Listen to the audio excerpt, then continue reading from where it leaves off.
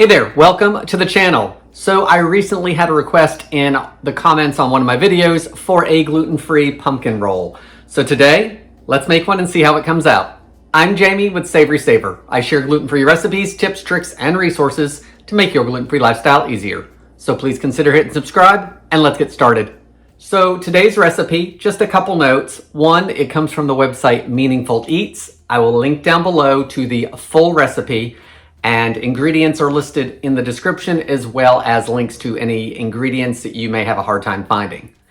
The gluten-free flour we are using is a blend today. I'm using King Arthur's Measure for Measure. That is what the original recipe used. It's only a little bit of flour. King Arthur uses xanthan gum as the binder in their gluten-free flour blend. So I would try this with your cup for cup or your Bob's Red Mill. If you use one of those type brands that has everything together, I would probably try it in this recipe. It's just a cake, so hopefully everything comes out right. To bake cake, you are gonna need what they call a jelly roll pan. Basically, it's a rimmed baking pan. Most cake rolls are made on a 10 by 15 inch pan, so that's what I have here. The recipe said to grease the pan as well as the parchment. I think that's mainly for it to come out of the pan because we have to actually be able to roll this out while it's still warm. The recipe also said to leave an extra 1 inch of parchment paper on either end. That's to make it easy to get out of the pan. My parchment paper was about that long anyway, so I don't have the extra inch on either side. We're gonna see how that does. For grease, I used shortening. That's what I prefer for baking. I feel that it gets better coverage on pans and items like this, but use whatever grease you prefer. So this is a fairly easy cake to put together. Not a whole lot of ingredients. Shouldn't take us much time to do the first part of the cake. So to a mixing bowl, I have 3/4 of a cup of the gluten-free flour blend. I am gonna mix it a little bit just to get any of the ingredients in there all redistributed and to lighten it up a little bit. I'm only using the whisk today and probably a spatula to get everything out of the bowl, so no mixer needed for this recipe. To the flour, I'm gonna add a cup of granulated sugar, 3/4 of a teaspoon of salt. The recipe says kosher salt. Guys, I'm using table salt today. That's what I have. A teaspoon of baking soda and 3/4 of a teaspoon of ground cinnamon. This is a pumpkin roll, so if you have pumpkin pie spice at the house, I would use that instead, probably just to use that because we don't tend to use that as often. So let's whisk all that together. Next, I'm gonna add the wet ingredients. I've got 3 large eggs. I have let those come up to room temperature. You're gonna get better bakes with room temperature ingredients like that because everything mixes a little bit better. So that's just something to note. I'm also gonna use 2/3 of a cup of canned pumpkin, not to be confused with pumpkin pie filling, of course. Again, I've let this sit out for a little bit because we actually had it in the fridge. Again, I'm gonna whisk everything to combine it and get it into a cake batter. Okay, so I've whisked it until it's smooth and it just took a minute or so, and that's because those eggs and the pumpkin were room temperature. It whisks a lot easier that way. Now I'm gonna pour it onto the pan and spread it out into an even layer.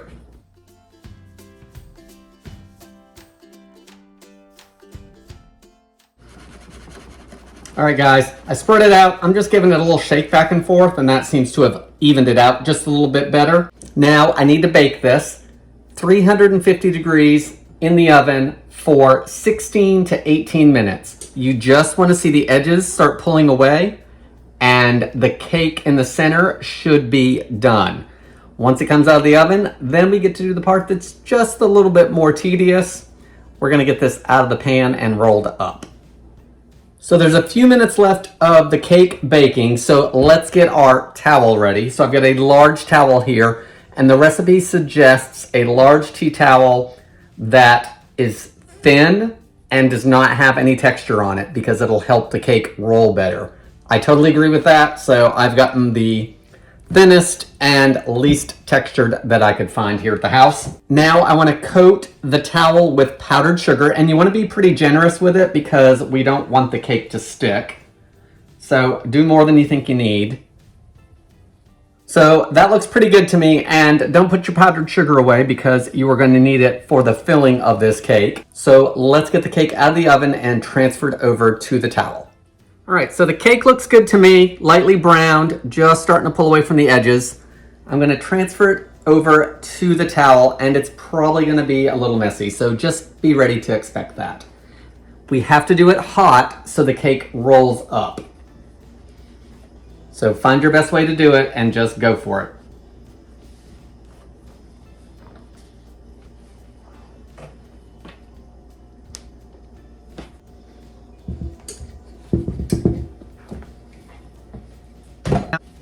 So not too bad, I didn't make too much of a mess. Now I need to peel off the parchment paper, so just slowly do that. Then you can pick up the paste once you realize it's not sticking. Now I need to roll this up and let it cool so it takes the shape of the roll. So I'm going to, I think I'm going to do that and get that onto there. All right, let's roll it up, starting on the short end.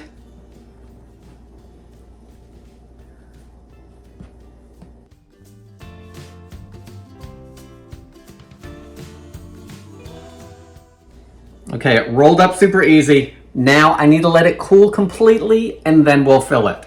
So I'm probably gonna let it cool for about an hour. So I'm gonna wait about 45 minutes or so, and we're gonna jump you ahead so we can make the filling. So our cake's over here. It's still a little warm, but it's almost ready where we can get it filled. So let's make the filling for it.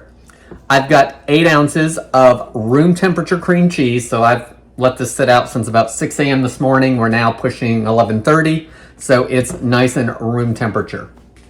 I think before I add anything else to this, I am gonna whip it a little bit just to get it spread out so the other ingredients hopefully will incorporate a little easier. All right, and I did lie. I said earlier you wouldn't need a mixer. We are using the hand mixer on this, of course. Next, I'm gonna add a tablespoon of melted butter. And I feel like melted butter is a little unusual for the recipe, but I think it's gonna work. I think it's gonna help with getting all this sugar incorporated into this. We're also going to add a teaspoon of vanilla extract. Let's do another little bit mix just to kind of get the butter in there. All right, now I need to get the powdered sugar in there. It's 1 cup of powdered sugar. I've got my half cup measuring cup here. I'm going to do it a half cup at a time, and I am going to sift it only because I noticed when I was putting it on my towel that it was a little lumpy. So I'm going to sift it so it keeps everything nice and smooth. Okay, it's all sifted in, so now let's blend it until it's nice and smooth. All right, we look like we're nice and smooth here. I don't see any lumps in here. So the room temperature cream cheese along with the sifted powdered sugar is what helped get that nice and smooth and creamy. So let's get this onto the cake. All right, so let's see how this does. I'm gonna unroll it, we're gonna fill it, then we're gonna re-roll it and wrap it in plastic wrap to let it chill for a couple hours. So let's see how this does unrolling.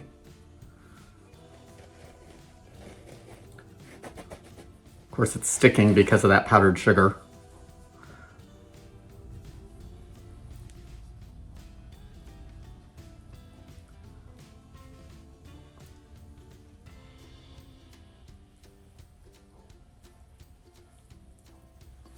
And it's breaking apart.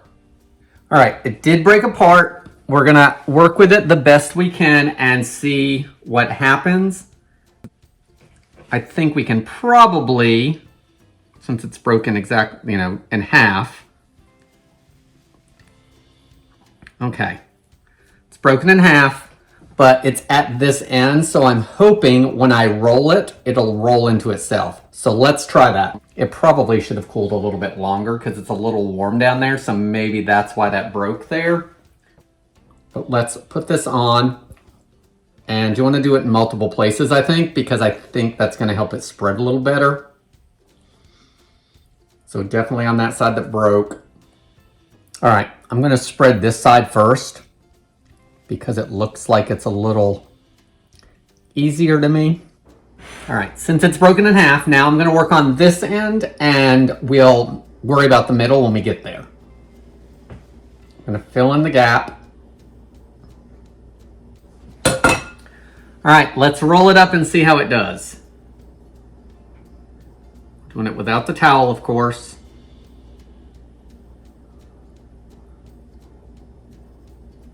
All right, we're getting to that break, so let's see what it does, and I'm gonna try to get it lifted all at the same time so it goes on itself again. All right, it's not wanting to do that, so let's use the towel to help.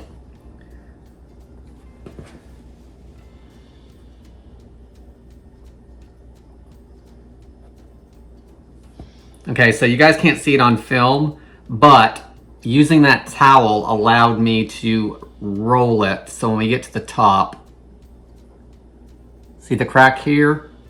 But that's okay. I don't think we're gonna have any problems with it because I think when I hit there we go. So the actual crack is gonna be at the bottom. I'm not worried about that. Now, I am a little concerned because I need to get this into plastic wrap. So let's see how we're gonna do that. All right, so my plastic wrap is about the same size as my roll, so we might do a double roll. So let's see. First of all, I need to get onto the plastic wrap. So I think I'm gonna start at the back side since my brake is over here. I'm hoping I can lift and move. Oh, that actually went really well. Let's take this and go over this way with it.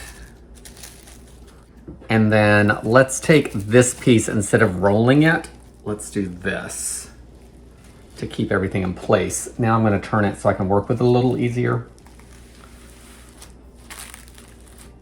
Now I think I can probably slide that underneath.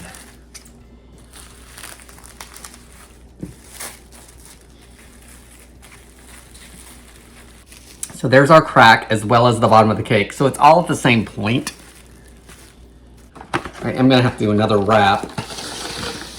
So I've got this wrapped, and the recipe says to refrigerate it for about an hour before serving it. I think I'm gonna do maybe up to 2 hours, just because I wanna make sure that everything's nice and cold, because I think it's gonna slice better. So overall, I'm not upset with the recipe at this point. I've problem solved a little bit with it. I'm getting some cracking here, but guys, there's no gluten in this, so you're gonna get that. So we may do another recipe at some point, but as for now, I'm okay with this. Let's get it chilled. So the pumpkin roll chilled for about 2.5 hours or so. It went a little bit longer because I was actually editing another video.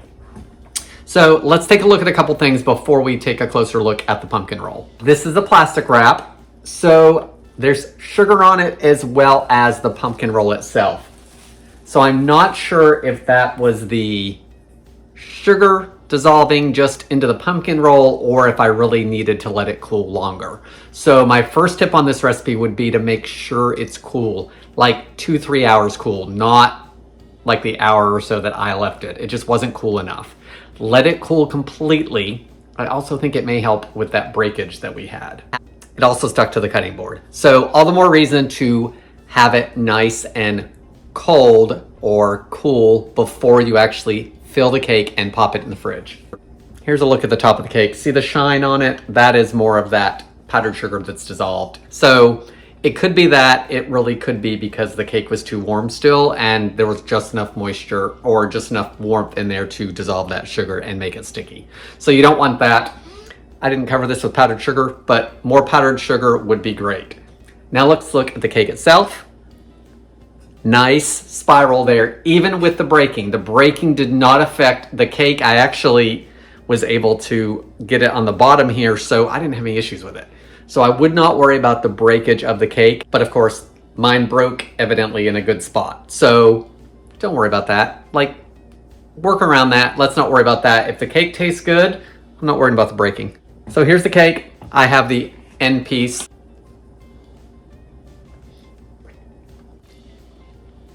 The texture of the cake is really good. The cream cheese icing in the middle, very good taste, plenty of sweetness between the icing and the cake. I don't see any problems with this recipe.